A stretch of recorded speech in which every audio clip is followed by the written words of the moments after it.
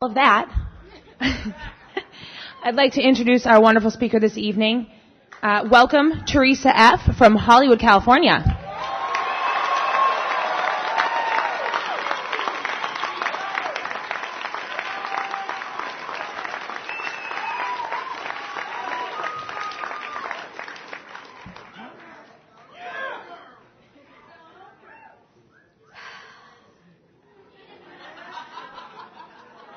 Bracing myself for this. Good evening. My name's Theresa. I'm an alcoholic. Hi, Theresa.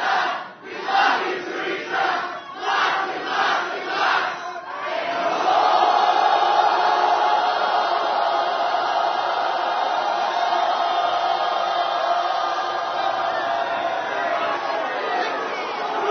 All right. Hot diggity dog. Thank you. Oh my. Great balls of fire.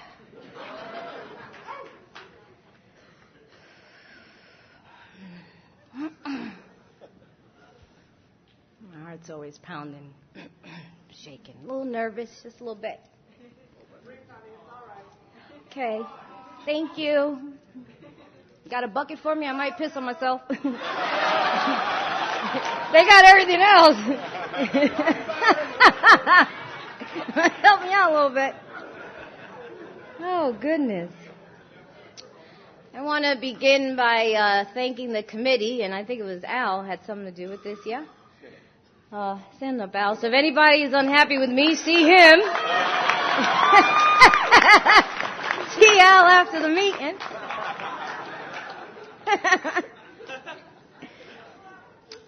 This is an honor and a privilege. I'm just really impressed, actually. I'm really impressed. I think the committee has done a wonderful job. I know that it's a difficult thing for alcoholics to get together and do anything without killing each other. And I know it's a year-long process, and a lot of growing and a lot of changing and shaping has happened. And being a part of a committee, I know for sure it keeps you sober. So I just want to acknowledge all the work that I've witnessed this weekend and the effort and the love and the energy that I've experienced. You know, you guys kind of expressed this whole thing about taking the fellowship that you crave to a whole other level. I just have to tell you that. I have been treated really well. This is my first time in Boston. I was a little confused. I'm in Boston, right? Massachusetts, same thing. Y'all throwing me off. I don't know if I'm in the north or the south or whatever. Okay, I just know I'm somewhere different. Y'all got that all figured out about where I'm at actually and what part I'm a part of. But it's my first time in Boston. It's been an experience. It's been cold. Thank you so much.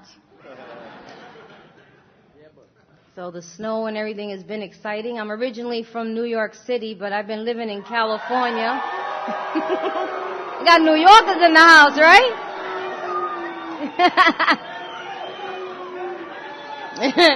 East Coast in the house. I don't know why everybody keeps booing New York, because like your Icky Paw is going to be there soon. Hope you all go. Tripping on New York. It's real funny. I think it's going to be at the Marriott, and I used to work there in the front desk. That was kind of funny. I was loaded every day, but I remember being there before they opened.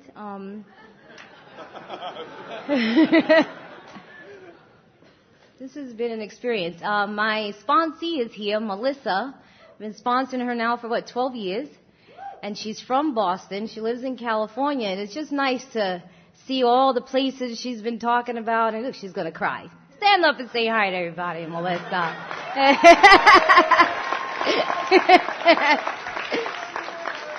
We've been dancing together a lot of years, so this has really been special. Yesterday we went somewhere to eat, and I was like, this is weird. And I'm actually, where were we? The North End. There you go. And the South people are going to get mad at me. Whatever.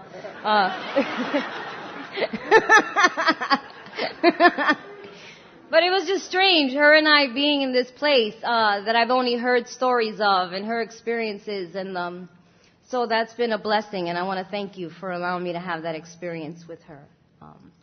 get a little emotional. It's so funny, we were talking about sponsorship. I always refer to Melissa as how it's just about one drunk talking to another. I was 6 years sober when I began dancing the dance with her, and I didn't have a clue of what the hell I was doing.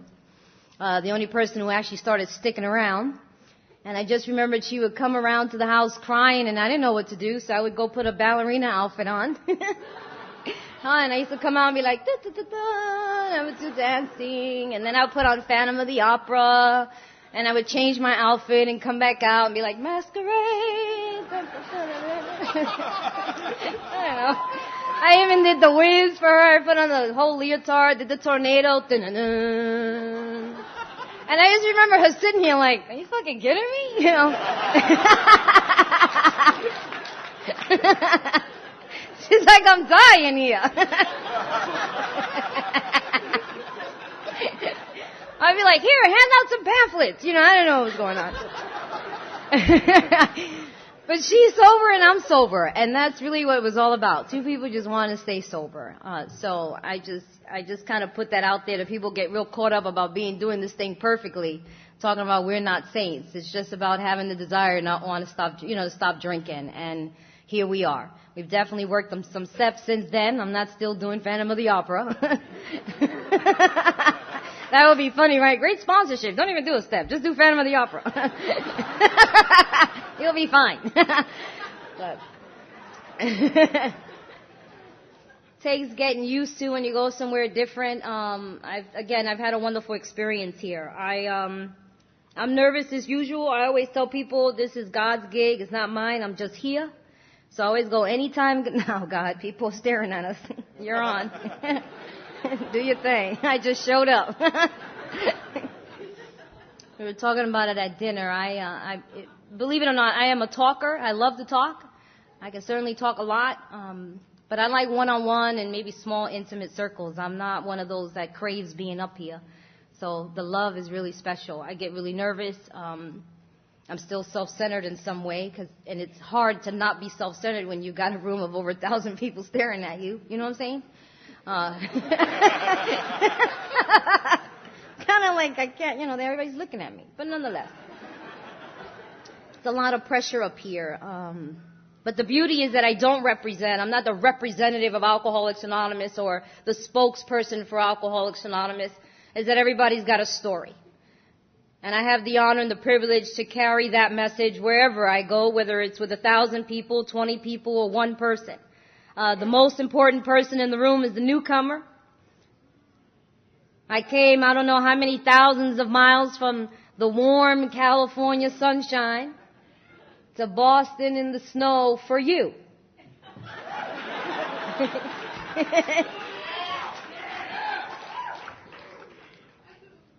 I want to welcome the newcomer and tell you that this program works if you work it. I will continue to share this because I believe it. There is a moment of silence and prayer, and it takes place in every meeting all over the world. And that is for you. But for the grace of God, you have been lifted up and brought into the rooms of Alcoholics Anonymous. That was not your idea, and you don't get credit for that one. You've been given a gift, and it's a gift unearned. I hope you learn to water it, polish it, take care of it, boy, because it's like a glass menagerie, so easily broken. It is a gift that was given to me. My sobriety date is March 29, 1990. It is my first time in the program. That is a yet for me. So many of you have done it for me. Thank you. Now hopefully you let somebody else go out there and do it for you. If you be new, it's important that I share with you that relapse, I understand, is not part of anybody's recovery. It's a part of the disease of alcoholism.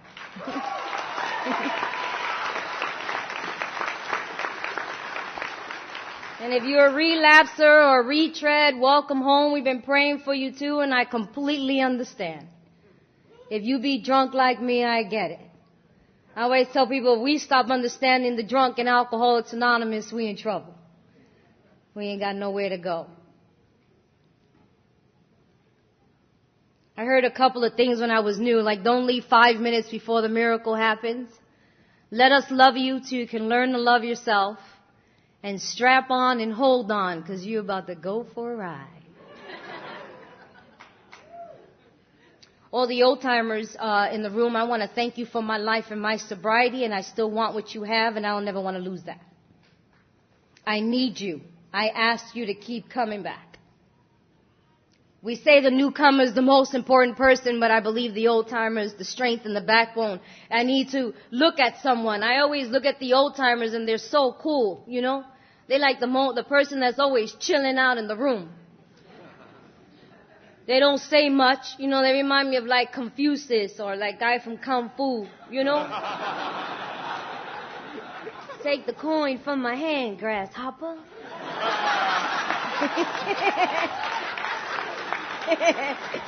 They be smooth. They got a peace about them. And even the way they sit in their seat. You know, they have a seat. And it's the same seat on the 4th row. You know, that kind of thing. I like that. And they just be chilling. And I need that. Just like I watched the pimps, the dealers, the hustlers in the corner. And I thought they were cool. I needed to find people like that in the rooms. And so I asked the old timers to keep coming back.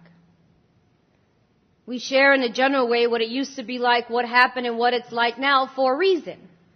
The doctor's opinion says it's because it's about depth and weight. It is the only thing that has captured the attention to a drunk like me. So I hope that you listen to the similarities and not the differences. And you ask yourself a couple of questions like, that happened to me. I felt that way too. And more importantly, perhaps this program can work for me. I love Alcoholics Anonymous so much that I tell people I can't necessarily articulate to you how it has touched and changed my life. I get to share with you my experience. I have a lot of opinions, but it's not something that I share very much from the podium. I was taught that opinions are like assholes. Everybody got one. Not all of them. Some are real good. He ain't been smelling too many assholes lately. That's okay.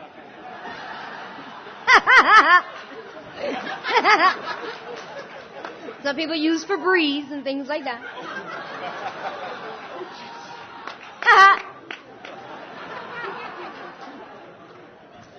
The beauty of this program is that it allows me, I can have an opinion, and that's a wonderful thing, and I love the traditions, and I just love that we're not organized. I do. I want to just say that I really enjoyed the workshop today on the traditions. I've always been one in favor of like, ooh, traditions in the house. It's really given me a sense of being actually in Alcoholics Anonymous. I don't know what kind of member I would be if it wasn't for the traditions. I don't even know if I would keep coming back if it wasn't for the traditions. My favorite is principles before personality. And that the only requirement is a desire to want to stop drinking. But you see, when I walked into the rooms 19 years ago, had you had any other standards, I wouldn't be able to be here. And I get real passionate about that. When I came 3,000 miles from New York City to California off of a Greyhound bus, I was funky, nasty, I was dirty, I was ugly, my hair was a mess, I was not cute.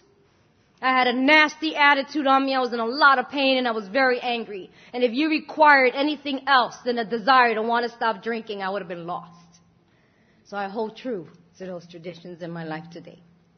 And I welcome anybody else who crawls into the rooms, cleaned up or a mess. There's some people today be coming in looking real cute.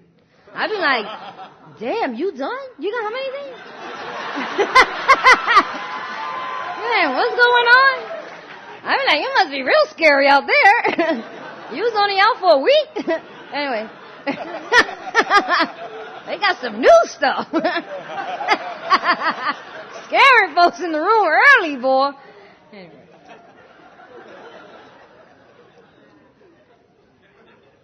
What it was like.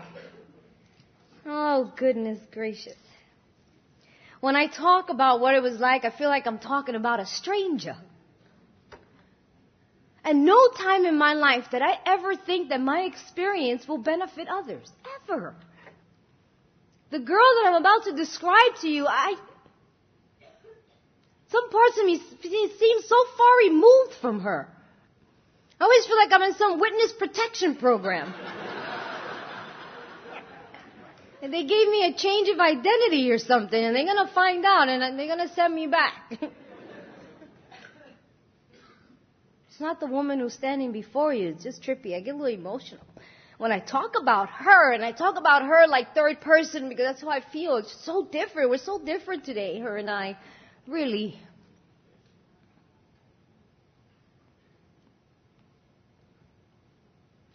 My life was ugly and it was tragic. Does that make me an alcoholic? I don't know. I just know that this is my experience and this is my story. This is my perception of that story. And it's just a story. You know, my brother and I grew up in the same household, and he always says that's not my experience. And we were in the same home. And I like how he uses those words. He just says that's not my experience. It doesn't say it didn't happen. I'm a Puerto Rican girl from New York City. There's some Boricuas in the house. I know that. Oh, some Boricuas. We very prideful people, aren't we? I was talking to Tito, right, Tito? I was talking to him earlier. He said he had like the Puerto Rican flag on top of his car. I'm like, we have it everywhere. We have the Puerto Rican flag everywhere. My cousin always says that we still don't know that our national flag is not a car ornament. We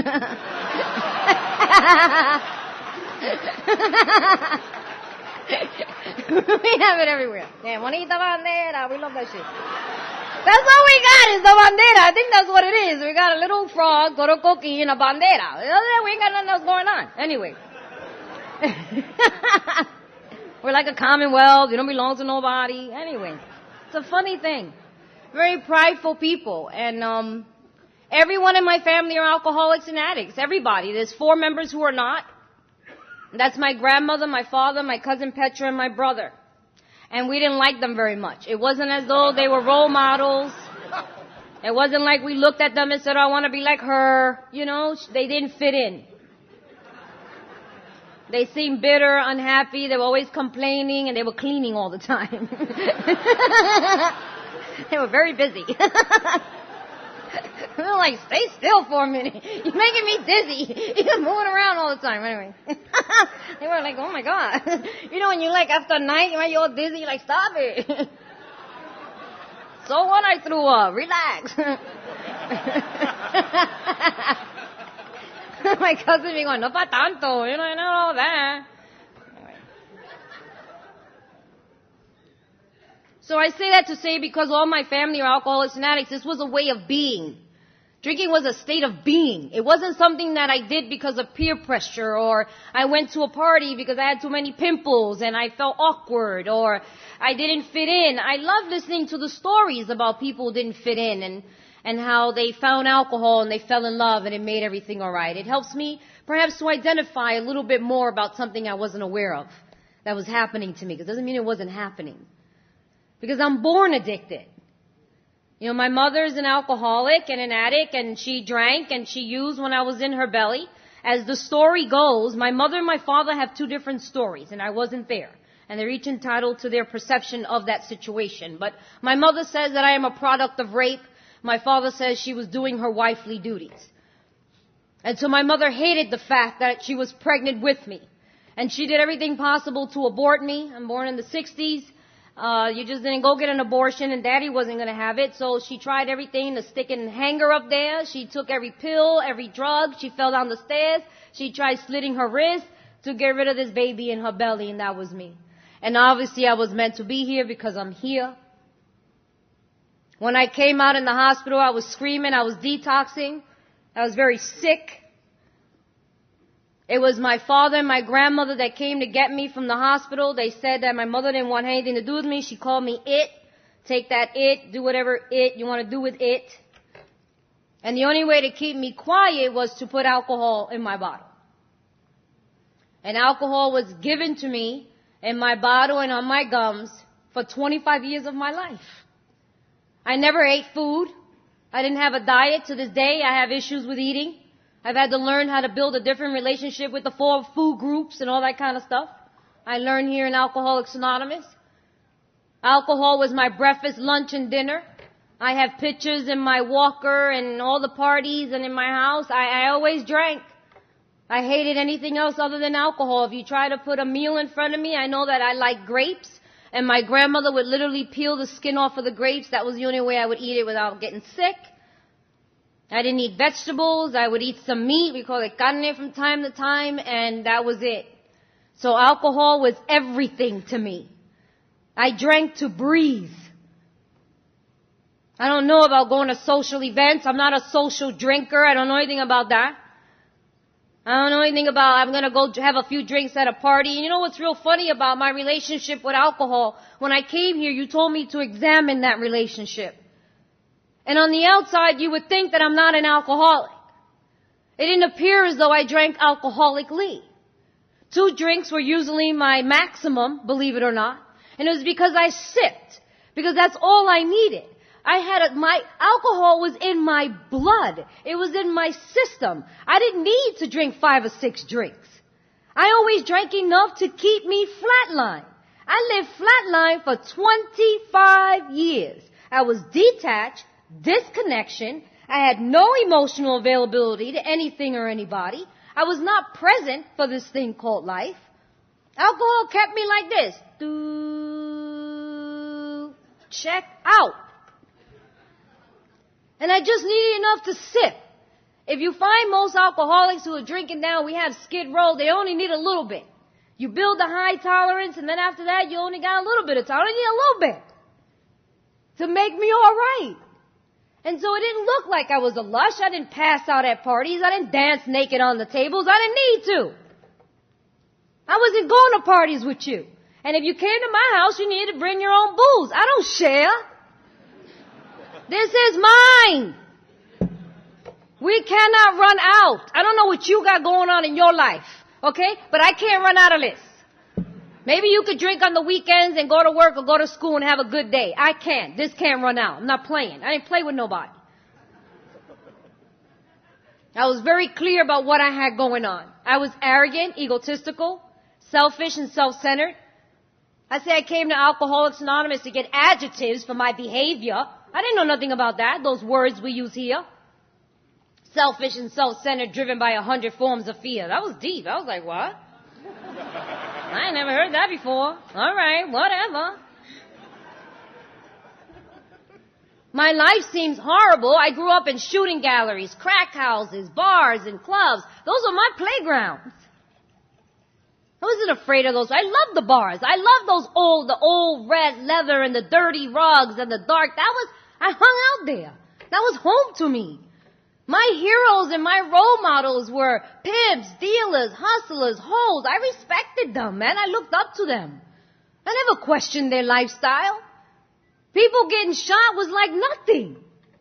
I'm walking down the street with my cousin Louie and he got shot. So what? I can't hang out with him no more. That's how I saw it. I was like, oh my God, he got shot. What are we going to do? I was like, coño, man. You know, what happened? I was like, yo, Louie. Damn, what you were doing? Now looking, look at you. And I didn't even stick around. I don't even know the ambulance came. I left. I was like, whatever, man. Took whatever he had on him, Got to the house. Where you are? Louis got shot. Now we got to figure out funeral arrangements. One more funeral. Coño. The insanity of that lifestyle was insane. Of course there was verbal abuse, physical abuse, sexual abuse. I lost my virginity at 5. So what? Alcohol told me it don't matter. People took turns with my body. Men and women. I literally went to different rooms. I thought everybody did that.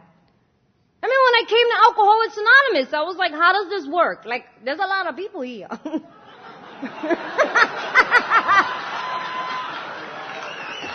I'm like, oh my God. Could you imagine a room like this? I was like, oh my God, we're going to be here a while.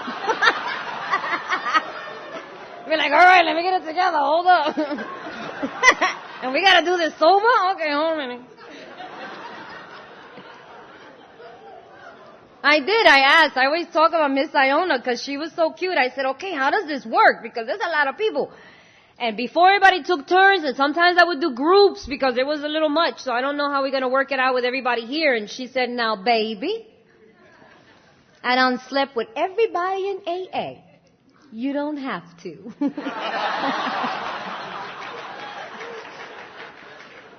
Oh, man. When I think about that, you know, some people, it may not sound like a big deal to them, but man, I remember that was a big deal to me. I miss her so much. I have no idea what that meant when that woman said that. And I don't know if she slept with everybody in the room. But you know what I mean? But it was like she was telling me, I did it for you. You don't have to sleep with anybody here. And she didn't say to me it was wrong for me to think of that, or I don't need to do that, I'm not going to do that. She said, I did that for you. So she said, relax. And I was like, okay. And I held on to that, because anybody who tried to talk to me, I'd be like, you slept with Miss Iona. And she said, I'd rather sleep with you. That's how I was going around telling her, I'm sorry. Miss Iona said no. You slept with her. And I'd be like, what? You couldn't even rap to me. Everybody start rapping. You know, like, is that a word y'all use, rap? Somebody told me, okay, because I said that one day. They were like, rap? Well, I never heard that before. But you know when I don't know another word to use when somebody's trying to talk to you, to date you. And I would tell them, no, you slept with my own. I'm not sleeping with nobody. And I'm grateful that she did that, because that's the life that I live. So I took turns with my body, and physical abuse was the norm. That was love to me.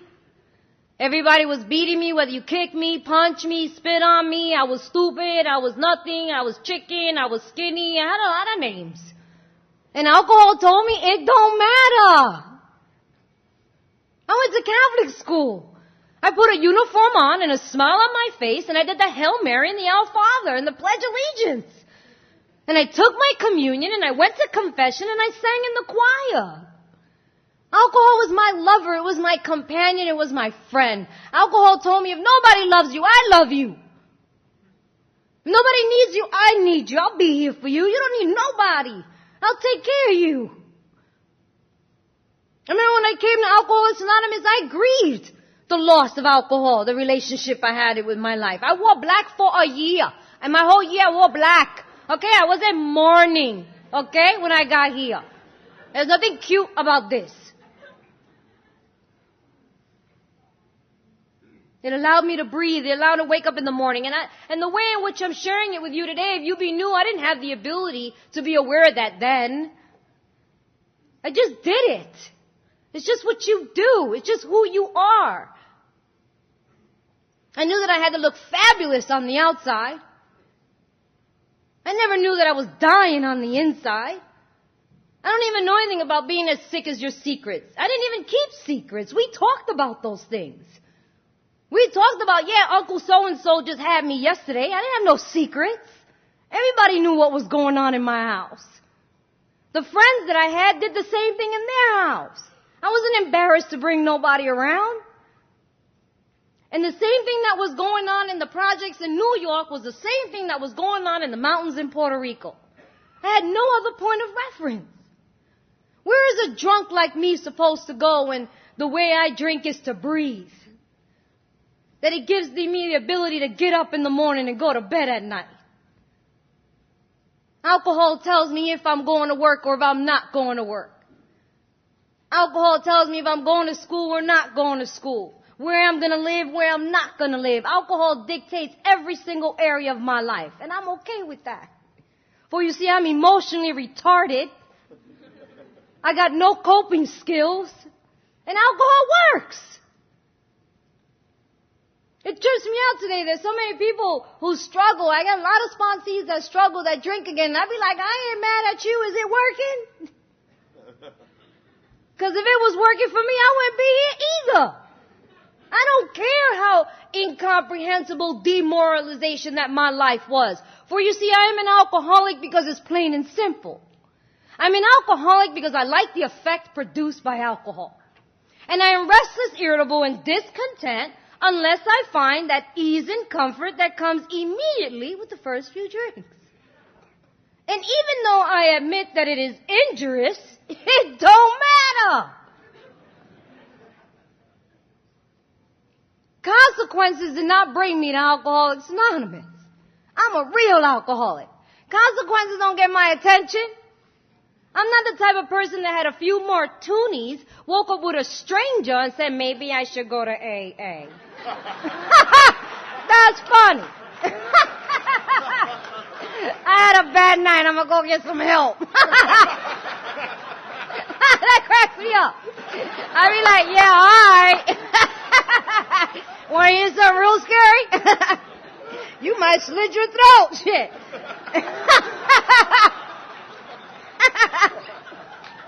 That's funny to me. You just had a DUI. Go get your paper signed. You just see I'm the craziest sponsor sometimes. I'm like, oh, honey, you just got a DUI. Nothing happened. Just go, sign your own paper. Sign your paper. Don't worry about it. You'll be all right. Just don't drink and drive. I ain't mad at the next person who can go out and it drinks and they're oblivious to and denial. Denial's a wonderful thing. I do. Denial's a wonderful thing. I'm not about a crusader. I'm not about transforming and changing and starting abolition and get rid of alcohol. It works. And alcohol worked in my life for many years. Until one day it stopped working. My best friend, my companion, my lover one day betrayed me. Turned his back on me. It told me it would never leave me, and it did. One day I just remember I'm sitting at a bar. I'm drinking. I'm looking at you, and you still ugly. Uh-oh.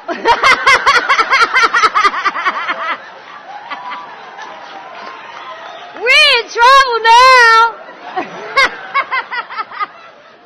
Things are changing. That's when it starts getting scary. All of a sudden, I just remember that I'm waking up with a stranger and I'm noticing. See, now things are different. Things are different when I notice. I woke up with a lot of strangers. I always slept with Cousin Ed. Those are the easiest ones to rip off. Are you kidding me? Now I wake up with Cousin Ed and I feel dirty. You call it this thing called remorse. And I feel ugly and I feel dirty and I can't shake it off and I don't understand. I'm hitting down another one. Ain't nothing happening. And I'm still in the same spot and I can't move from there no more. And I can't take a bath because the water's hurting my skin and I don't know what's going on. Because the world as I understood it has all of a sudden flipped a switch on me. I know that the sun came through the window and it was burning my skin. I didn't even know what that was. And I asked people to turn it off. And they said, that's the sun. I'm hanging out in the same seedy, nasty, dirty, ugly places and I'm feeling just like the places I'm in. And I can't shut it off. And now I'm looking for the right combination.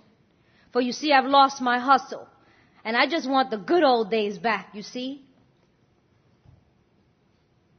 I tell people the good old days for me is that I go to some bar or some club and I see somebody I want to sleep with. I don't have a whole lot of criteria. I be like you, I want to sleep with you. And we get ready to go and you bring 4 or 5 of your friends. I ask no questions, the more the merrier. We get to somebody's house or some hotel and somewhere through the end of that night, I get sodomized, gang raped, and pistol whipped. And I just crawl to the bathroom, I fix my hair, I put on my makeup, I take another drink, and I go back to the bar and I do it all over again. Those are the good old days for me. I don't cross no invisible line. I want the good old days back. But I'm not having those good old days back. Those same situations are still happening and I'm present for them. And now all I can do is welcome death into my life. I don't have nothing else and I'm inviting death to come and take me out. And I'm looking for a cliff that I could just fall over, but I ain't coming across one. At this time I had a contract out for my life. The Colombian wasn't coming fast enough and I was looking for him, man. I wanted him to take me out. I'm pregnant on my 4th child. I've lost 3 prior. I'm amazed that people have children in their disease. My womb was always so polluted and so toxic, I couldn't keep a child. Most of the time, I didn't even know I was pregnant. I would find out after it fell out in the toilet or on the floor. And I used to clean it up and keep on walking. She sounds so strange.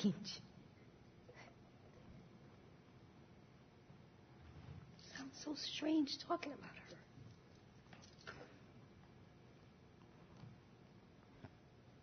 At this time, I'm homeless. Those were my bright ideas. When I got here, you said your best thinking got you here, and boy, I got a few of them. I remember the apartment I was living in. The man left me. He took everything I owned. He got tired of me pimping him, using him, and abusing him, treating him less than a man, let alone a human being. And I came up with ideas like, I don't feel like paying the rent. That was my idea. I was like, let them come and get me. I don't think it's fair. You got to pay rent. That don't make no sense. They know you have to live somewhere.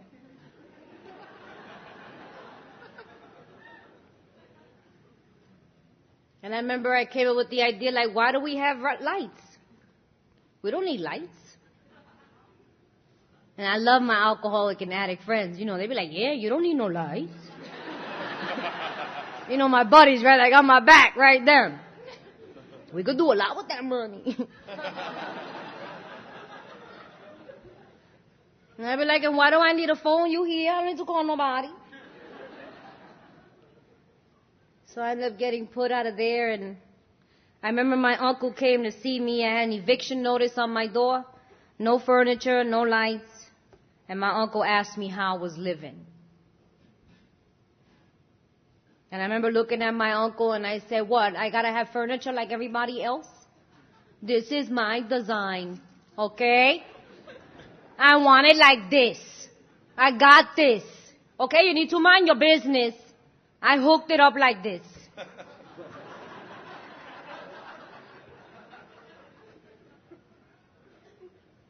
But I remember when my uncle walked out of the door, I fell to my knees and I started crying. I was crying. It was as though some part of me knew that's not the way I'm supposed to be living. And I remember somebody passed me a drink. I was shaking and trembling and screaming. It was really bad. And they passed me a drink and I drank it down. I remember going, I was like, ooh, I don't know what that was all about. Major breakdown. Hold up. That was scary. I was like, we're not going to do that again. But I was unsuccessful. I failed time and time again, and now I'm homeless, and I'm living back and forth from my dad to my grandmother's house, and I couldn't get rid of the look of disgust on their face. My father stopped talking to me. I don't know how long it had been. Daddy wasn't talking to me anymore. I was pregnant by this man who was just the father of that child. We ran the streets together and did what we needed to do for the next hustle, and life was getting pretty scary. It was getting dark and it was nasty, and I couldn't shake it off, and the good old days wouldn't come back. And my bottom is this. They told me, don't you ever forget your last drunk. If you be new, I hope and pray you do not forget that last day. If you have one day, what happened the day before yesterday that it makes you so sick to your stomach you want to throw up. I remember mine like yesterday, like the back of my hand. The level of pain and desperation and isolation and frustration that I was in. The circumstances of my bottom are just circumstances. It was what was happening on the inside that was so painful, man. I was hurting really bad. And I couldn't shake it off. And the circumstances, it just so happened that I walked in on the father of that child sleeping with a guy. That's nothing. We do what we gotta do. That's the life. It's not shocking. Just I was tired. I was tired. One more thing, one more run, one more situation, and I still can't get it right. It's one thing to deal with the consequences if I get nice, but I'm dealing with consequences and I can't get right. I like how Dr. Bob says, I'm just trying to get tight, man. That's all I'm saying. And I left him and I did the walk. I call it the aimless walk. The walk out into the abyss with no purpose, no agenda, no destination, no nothing, just a walk. And I ended up in a church. Could you imagine? On Parsons Boulevard. I was in Queens. Me, in a church. It was cold. The snow was up to my knees. I didn't have a coat or a jacket. And I remember I ended up in front of this church, and I remember the door. It was red. You know, that heavy wood red door with those thick knobs on them? Those metal knobs.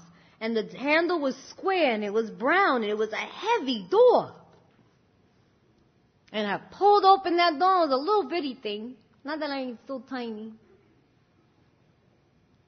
And I went inside that church, and I sat down. And I said a prayer.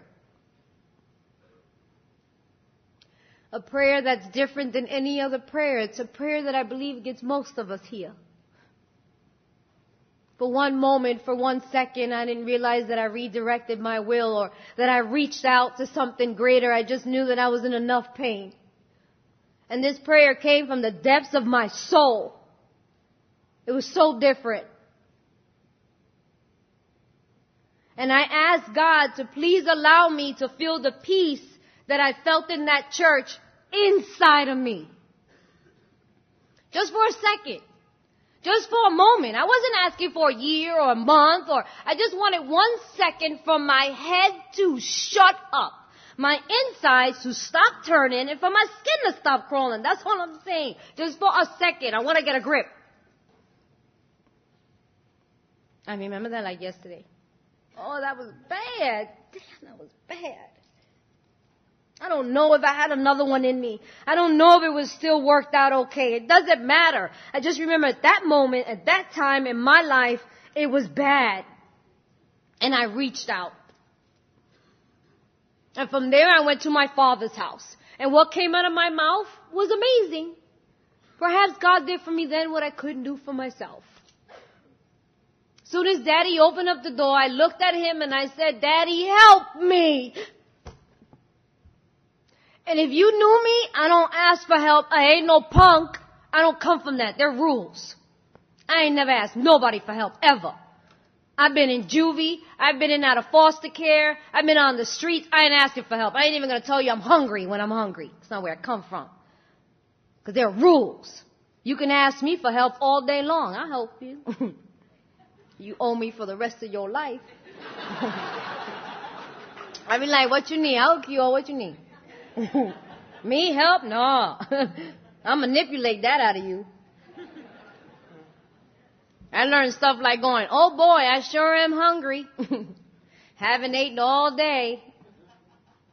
Oh man, I gotta take 2 buses, walk 5 blocks, knowing you got a car.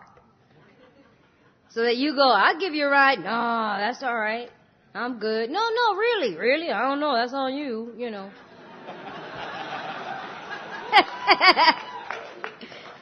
Yeah, people in Alcoholics Anonymous had to teach me that one. I would do that. They were like, girl, that's manipulation. You want to ride? You better ask somebody. Closed mouth won't get fed. You know, I was like, what? You know. I said, Daddy, help me. And my father said, with all the love that a father has for his daughter, he had to watch me slowly kill myself. That there was absolutely nothing he can do about it. My father knew he was powerless. Not just in my life. I talk about thinking I don't hurt nobody else. My father knew he was powerless. He said, I had to watch you die. He said, I wish I could tie you up and put you in the closet, but I can't. With all the love in the world, I can't stop you on the road that you've chosen.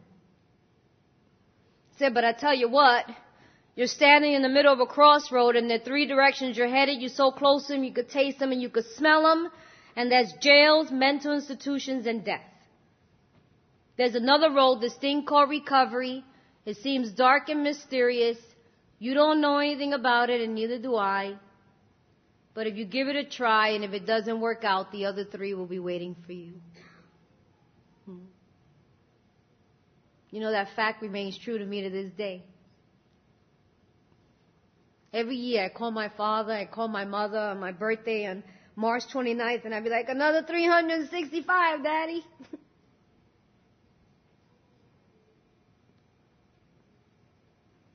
I stand in that crossroad, Daddy.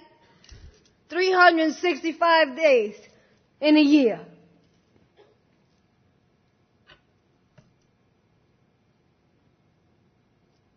And my dad and my stepmother put me on a Greyhound bus because we have a tradition around here which is attraction rather than promotion.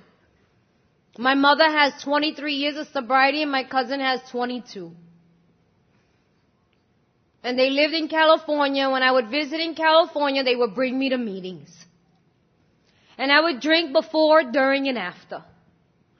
I went to their little parties, their domino events, their picnics, all their little things.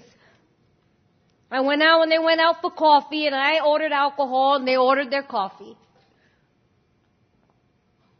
But when I was sick and tired of being sick and tired of being sick and tired, I remembered the faces of the people in the rooms of Alcoholics Anonymous. I remembered the smile, the camaraderie, the warmth, and the laughter that we have here. A laugh that I had never experienced before in my life. More importantly, I remember that you never shunned me, shook your head at me, or sucked your teeth at me, or tried to shove a pamphlet down my throat. And I'm real grateful for that. My arrogance, my ego was so huge, and I'm telling you, I really feel like I would have been willing to die out there before I prove you right. And I detoxed on that Greyhound bus. I shook up, I sweated, I hallucinated. I had my last drink in El Paso, Texas. I was shaking really bad. I was very sick. There was a man on the bus, and he looked at me and he said, I know what you need. I really believe that man saved my life. And he took me from around the corner of the bus depot and ordered me a drink. I couldn't hold it. He literally carried me there. He held it to my mouth and I slopped it up like a dog that had been out of water. For you see, I had not been without a drink in this body since fetus. And I was hurting pretty bad. When I arrived in downtown Los Angeles, I was wearing a size 1 pair of pants with 2 pants underneath. I had a huge sweatshirt. 4 months pregnant with a dead baby in my belly. Didn't have a heartbeat by the time I got to California. And my mother picked me up and dropped me off in the rooms of Alcoholics Anonymous. I grew up in Crenshaw, Lano in 9604. I am so grateful for the breed that I come from. I always say I feel like a baby in a baby basket left at the doorsteps of Alcoholics Anonymous. And my mother left me there. She knew what she was doing. Y'all told her to do that. I couldn't listen to her. She turned me over to the very people who had saved her life. I'm so grateful for all the old timers that were there when I got there. You know, I know that I came in here with character defects. I'm pretty sure I had them. But I was too tired to exercise them. I was tired when I came here. I didn't have any oomph in me to talk back. I didn't have any energy to respond. I didn't even have an opinion by the time I got here.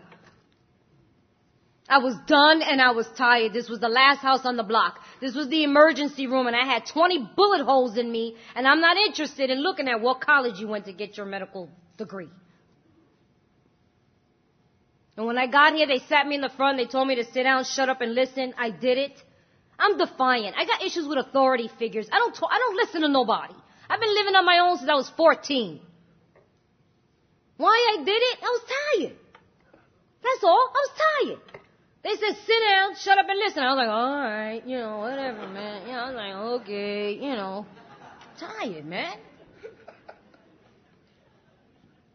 And it wasn't like they asked me to do a whole lot of things that I wasn't willing to do out there for the bartender or the dope man. They told me to get honest for the first time in my life. And for the first time, I got honest about the fact that I ain't all that. That I wasn't as big as bad as I thought I was. I've always been a follower. I ain't no real leader. If alcohol dictated every single area of my life and I enhanced it with anything else, I ain't leading nothing. If I go to the bar and I ain't got no money and he tells me to dance a little jitterbug and do a little something something for me to get one, I don't go, let's discuss that for a minute. Perhaps we can work something else out. I don't know about that. I think that I'm a little bit more, coherent to decide whether I'd be like,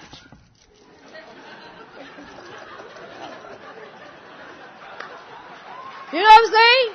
I don't even go, I can't dance. I'll be like, can I get that drink now? I don't go, I'm embarrassed. No, perhaps no. And that's the same way I was here. I began listening to them. They gave me the big book of Alcoholics Anonymous. I love the simplicity of this program. I really do. I'm grateful they kept it simple. They told me it wasn't that deep.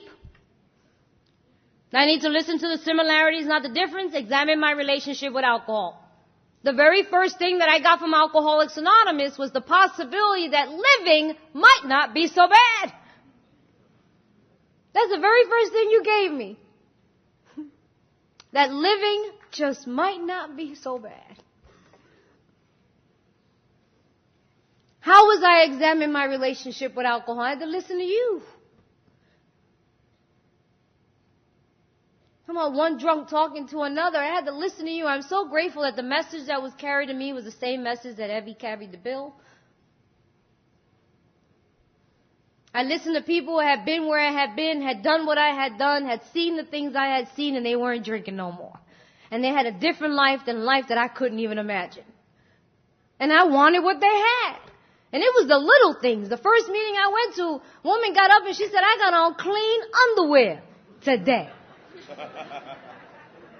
I was like, I want that.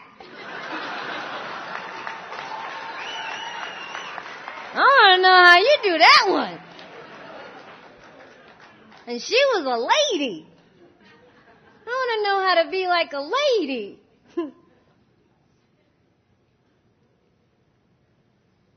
They gave me a sponsor. I didn't pick them, fire them, change them. I don't know anything about that. It's just not my experience. And I just think about it. If I would have told my sponsor I didn't want her to sponsor me anymore, I would have went to somebody else from the same home group who's saying the same thing she was. I didn't know where I would go. Everyone was carrying the same message, so I didn't see why I would have to choose. They gave me a sponsor. They said, this woman is your sponsor. The woman had a working knowledge of the steps in the book. That's all I needed to know. She was sober. She had a mohawk. She had a ring in her ear. She wore one glove like Michael Jackson. I don't care. She was sober. She was arrogant. She changed her name every week. I don't care. She was sober. She wasn't my therapist. She wasn't my social worker. She wasn't there to conduct my life. She was sober. And I respected the fact that she was sober. And she had a working knowledge of the steps in the book. And she wasn't perfect, which helped me tremendously. Talk about we're not saints. I remember one time I went to see her. She lived in an abandoned building. And she had a daughter. And somebody came over to bring her groceries. And we were doing work in the book. Now anybody else would go like, oh my goodness, how could a woman like that sponsor me? I started crying. I said to myself, this woman is sitting there with far more dignity and integrity. And she had her head up and she was sober. And I said, I want that. How do you do that? I want to learn how to do that. The steps? I was hungry for this program. I was hungry for a new way of living, a new way of being. It was beyond the drink. I heard it when it said drinking is only but a symptom. Drinking ain't my problem. Drinking was the solution and it worked for a long time. It don't work no more. I'm in trouble. I need something else. I put down the drink and I picked up the big book of Alcoholics Anonymous. That's what I did. Really. That's all I did. I needed something else to take the place of it. This ain't no self-help program. I done did subliminal tapes. I've been on spiritual retreats. I done all kind of stuff. I can't do it. I within myself am nothing. Lack of power is my dilemma. I can't do this. And without drink in hand, I'm in trouble. I'm scary. They told me that I must find a power greater than myself. I'm grateful they didn't pussyfoot with me. They were like, keep coming back and all this nonsense. They sit your ass down. You don't know nothing. All you know how to do is drink. That's how they talk to me. Sit down. Want to get sober? Sit down. Be quiet. Go sweep the floor. Put up the chair. That's what you could do. They never asked me what I wanted. I was sharing about that earlier. Ever. They know what I want. I want a drink. Don't ask me what I want. And I don't ask new people what they want. People are like, what would you like to do? I'm like, are you asking them? They want to go get loaded. Duh. I'd be like, get in the coffee shop. Get in the coffee shop. You got 10 days. Get in the coffee shop. I don't go to a newcomer. Would you like to go with us for coffee? Get in the coffee shop. All you want to do is go home and drink. Get in the coffee shop. You have a desire? Great. Get in the coffee shop.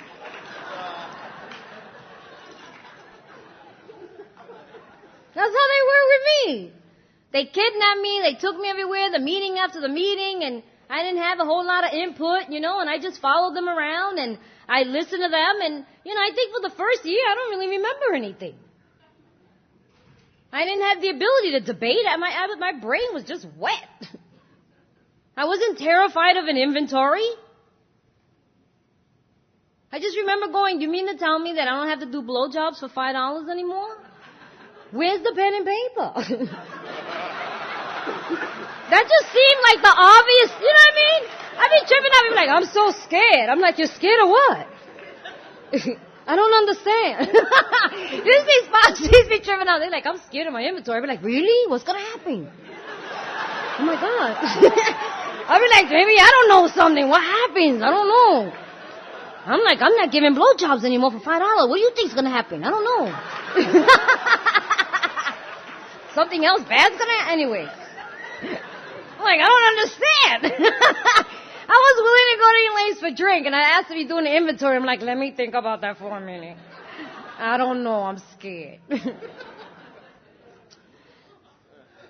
And I always tell people who are new, don't be scared of your inventory because you're just scratching the surface. Wait till you're after 15. Then it gets deep. It does. You only got 3 names. You'll be there for hours. You'll be like, oh, I'm a mess. The longer you stay sober, the more you find out what a mess you are, right? You'll be like, oh, God. I'm like, I want to do my first year inventory again. Your first year inventory is like, Maria Collado called me stupid.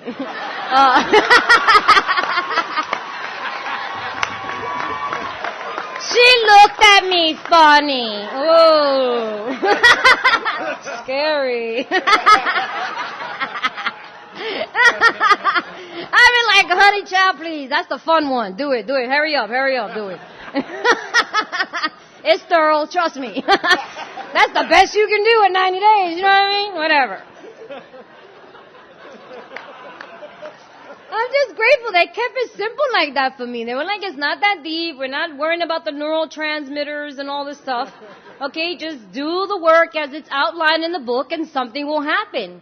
Because they told me that I have to find a power greater than myself. And where was I to find this power? In the steps. Not that deep. In the steps. That's where I find the power. They gave me a hint. Deep down inside every man, woman, and child is a fundamental idea of God. My sponsor told me, you confused, you got a problem, go outside. It's night, make it day. Hurry up, let's go. We didn't even dissect chapter to the agnostics. You know what I mean? She was like, go outside. Okay, night. Hurry, come on, go. Make day, make it day. Let's go. Chop, chop. Higher power. The scary thing was I was trying. I was like, I was like, you got me, whatever. We'll start with that. And that's the way it's been for 19 years. It's, we say we're not saints. I think for me, I've adopted that as Because I used to hear, I couldn't go around saying, we're not perfect, and because the old timers used to say, yeah, but we strive for spiritual progress and you're accountable. And so I couldn't use that as an excuse. I've always studied saints and the stories of saints, and I've admired and respected the miracles that have come from them. And when I look at we are not saints, what gives me relief is because when I look at saints, they never falter or move from the faith of knowing God. And I do. You could burn a saint, you could burn their whole family, you can stone them to death, you can jail them, and they say God is. But not me. There are times I'm in a place of having hope, and then I go into belief, then I go into faith, then I go into knowing. And there are times I go, there ain't no God. This is all a hoax. The world's gonna end, we're all gonna die.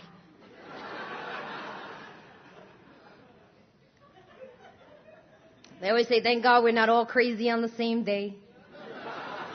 It's a nut for every screw.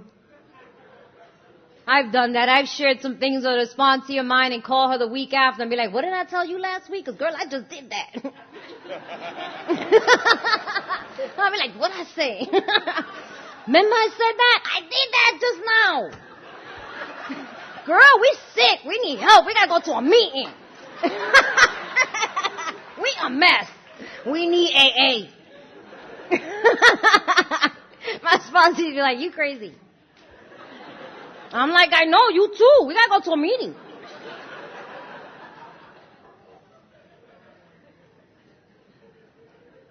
And so what the steps have done is they've allowed me to clean house.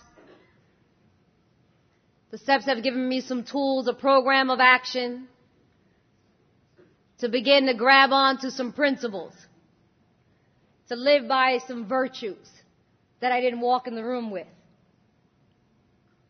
For you see, when I came in here, I was self-will run riot. I have some natural basic instincts that had run amok. And as a result of these steps, something has happened to Theresa. And I can't take any credit for it. For this power has done for me and continues to do for me what I cannot do for myself. And I continue to reach to practice these principles in all my affairs so that God can continue to do for me what I cannot do for myself. And as these character defects are removed and I clean house, I now become a channel. I get rocketed into the fourth dimension of existence in which I cannot even describe. It's an experience. And I would hate for you to miss it. That when I look in the mirror, I go, my goodness, you sure look familiar. Something about you, I just can't put my finger on it. But I know it don't have anything to do with you. All you asked me to do was to have a mustard seed of willingness, and honesty and open-mindedness. And I took the action, and all of a sudden, I became a lady. And I become this woman with dignity and integrity and some self-respect, and I become a daughter. And then I'm a sister. And I'm a friend. I'm a productive member of society. I become other-centered.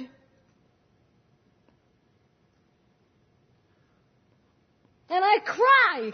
I cry because I'm like, I know I'm not, I within myself am not that. And because my best friend left me 19 years ago, this is all I got. And I put one hand in Alcoholics Anonymous and one hand in God. I don't do this alone. And we trudge this thing. I laugh, I have a good time, I party, I live life on life terms to the best of my ability. And things have been rough. Life's in session, man. Life ain't fun. I've had it hard. My life was hard 25 years and my 19 years has been rough. The only thing that's difficult for some of my sponsees is they can't complain a whole lot because comparison to mine, it's scary. I had a guy call me once and was like, damn, I thought I had problems and I got AIDS. He was like, you made my day. I was like, I don't know if that's an insult or a compliment. But glad I can be of service to you. That was funny. I've watched people die. I've seen birth. I've had jobs, I've lost jobs. I've had a house, lost a house. I've slept in my car, 5 years sober. I didn't take a drink. I put one hand in God and one hand in Alcoholics Anonymous. And I said, God is. And I'm willing to go to any lengths. Because my sponsor told me that whatever's going on with me ain't got nothing to do with me. So I'm sleeping in my car going, oh, just great. I'm going to be able to help somebody with this one later. Glad I could be of service to ya.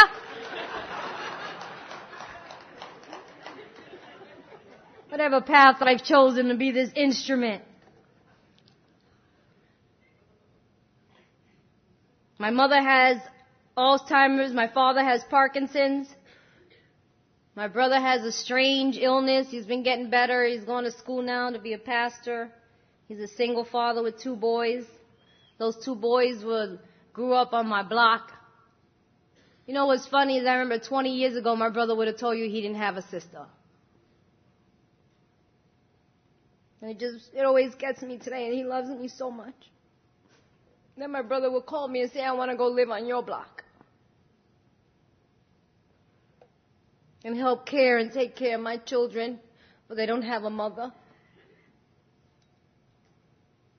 And in some way I've lived vicariously through him and those boys. I haven't been able to afford it, the honor, the privilege to have a child. And those boys love their titi, and I could never replace their mother, nor have I tried.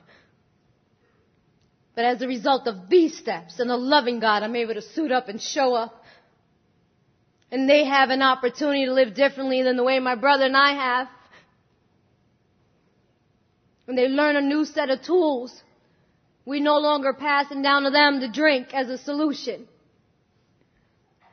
We give them the principles. And for that I am grateful. I love Alcoholics Anonymous so much that I don't know how not to give this thing away. I don't know how not to do it. It's not that I don't want to. People say, of course I don't want to always go to meeting or always be. I don't even know anymore. This is just a state of being. My hand goes out because I have to. I don't know how not to. After my first year, my sponsor told me I have to show up early and put up the chairs. It's not about me no more. It's for the new person. I gotta give back in order to keep it. I work with a lot of people, and I get the honor and the privilege to travel all over the world, and I don't like traveling. My house is like central office or like an AA meeting with no trusted servants. Sometimes I keep wanting to take votes. You know what I mean? Like, maybe we need a secretary, a cleanup person, something. I haven't worked in about 2 or 3 years. I'm saying I'm doing God's job. It sounds always strange. That means unemployed, but really, I'm doing God's job.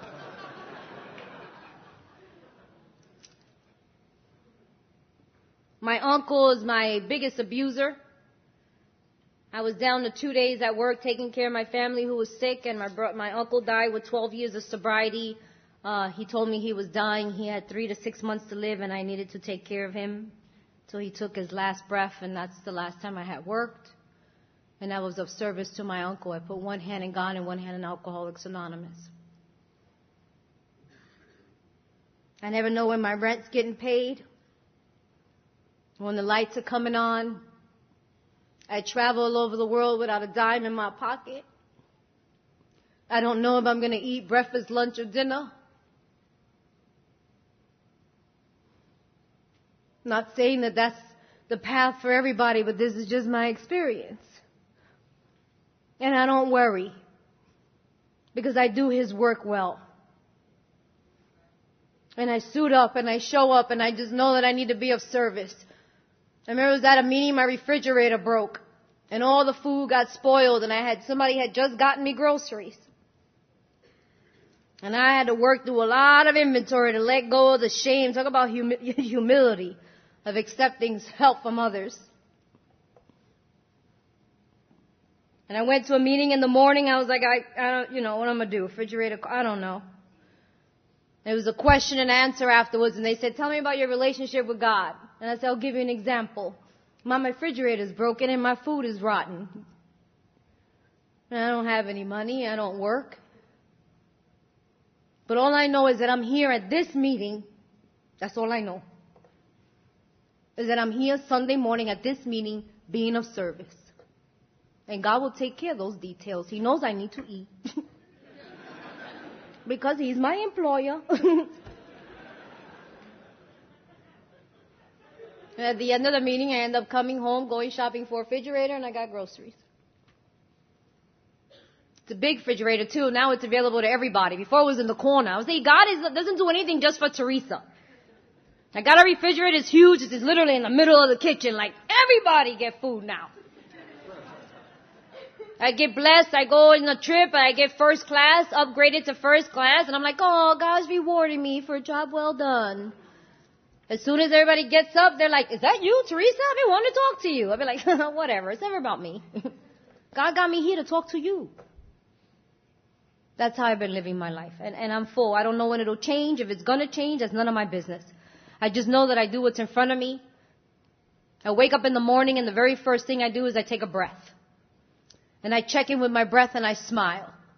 Because I remember there was a time that I had a breath, and I regretted every moment of it. And I hated when I woke up with a breath. And I couldn't stand it. I was sick when I heard it. And today when I wake up and I go, whew. Thank you, God. Today is a good day. And I got clean underwear. So I tell people if I seem just a little excited, I think I got something to be excited about. If you be new, I ask you to keep coming back and you just hold on. If you ain't done, that's okay. Do what you got to do. We be right here waiting for you. But if you done dying, welcome home. I don't know another way, or perhaps there are many other ways. I can only share with you the way in which I have experienced. If you be new, and that is as it's outlined in the big book of Alcoholics Anonymous. It has worked for thousands of men and women, and I'm sure it can work for you too. And I'll end with this, because my friend Tito likes it. Rarely have we seen a person fail who has thoroughly followed our path. Those who do not recover are people who cannot or will not completely give themselves to this simple program. They're usually men and women who are constitutionally incapable of being honest with themselves. They're such unfortunates. They seem to be born that way. They're naturally incapable of grasping and developing a manner of living which demands vigorous honesty. Their chances are less than average. But there are those, too, who suffer from grave emotional and mental disorders. But many of them do recover if they have the capacity to be honest. How many times did they mention honesty in that paragraph? So I invite you to be honest. Thank you so much, you guys, for loving me.